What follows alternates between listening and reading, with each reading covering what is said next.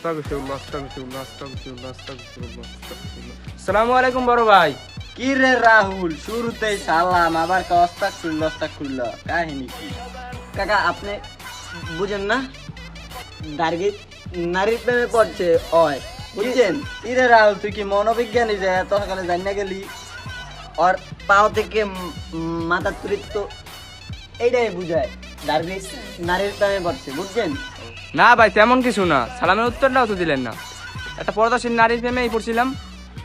কি রে জাহিদ, সার্বিক প্রেমিকার নিয়ে দেখলাম একটা ছেলে হুন্ডার পিছনে নিয়ে ঘুরতে আছে বুকরা পাড়া। কি কন মেয়া, সত্য দেখছেন নাকি পেছ লাগাইতেছেন? আমি নিজের চোখে দেখছি। কি কল বেড়া, আমি কি এরম ছিলাম বেড়া? ও আমার এরম ভদ্রমন্ত্র বানাইয়া নামাজ পড়াইয়া পাচক তো ও আমার এখন পল্টি লইলো। বাইকের বেলা আর একটা পোলা পাই বাইকে করে। ভাতিজা কাকা R15 আনোয়ার ভাইয়ের পিছু উঠছিল। আরে ভাতিজা, এটা আনোয়ার ভাই না, R15, এটা R15 একই তো মিয়া।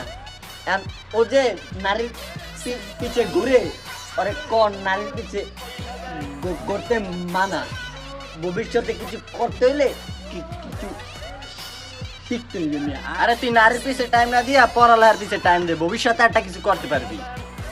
কাকায় যে কথাটা কইছি না তোরে, কথাটা মাথায় লাগাই, ঠিক আছে? ও আমার জীবনটা শেষ করে ফেলাইছে পুরো।